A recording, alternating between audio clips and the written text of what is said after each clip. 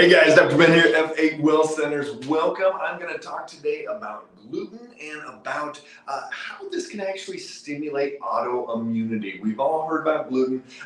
Personally, my wife, way back in 1997, started getting off of gluten. She had an autoimmune disease, and we read some random health book and said, hey, gluten can contribute to that. She was having breakouts on her skin, inflammatory issues, all types of different things. And what we found was that gluten was actually a big part of this. And so, all right, guys, go ahead and pop down below where you guys are watching from, and let me know. If you've been off of gluten, if you've had gluten issues as well. So there's three big ways that gluten is going to drive this autoimmunity in people's body.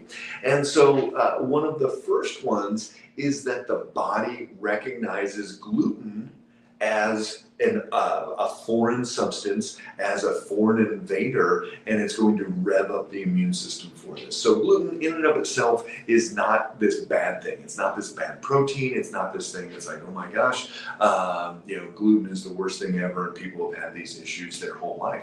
That is not the whole story. But what we see is that gluten, when it is going to be either ingested too much, or it's going to be damaged, and we have taken gluten from its original form and evolved it to this place where it is highly reactive in the body. We've taken the protein shell off. We've done a lot of different things, and it's a different substance than what it used to be. Some people can actually go to Europe, have some original gluten, original grains, and not react there, but in the United States, they do react. So gluten is going to, one, stimulate the immune system by the body recognizing it as a foreign invader. So it's going to rev up this immune system, and it's going to potentially cause that immune system to attack its own tissue. Kind of like if you have a chronic viral infection, that immune system is going to attack that one.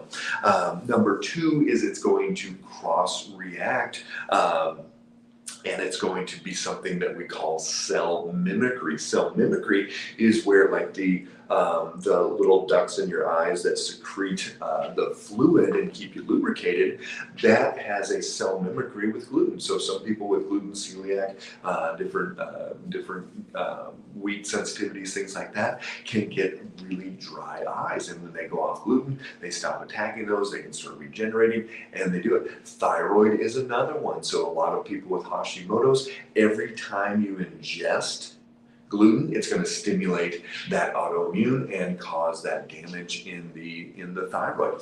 Number three is going to be gluten cross-reactivity, and this is different than eating dairy, eating some certain grains, eating eggs, tapioca, different things that can actually, they're not gluten containing, but they can actually stimulate that same gluten response because it's so close to what that gluten looks like. So these are the three big ways that we look at, okay, this is going to be a huge part of gluten stimulate autoimmunity. So if you have autoimmune condition, especially Hashimoto's, you better think twice before having gluten. All right, guys, thanks for jumping on.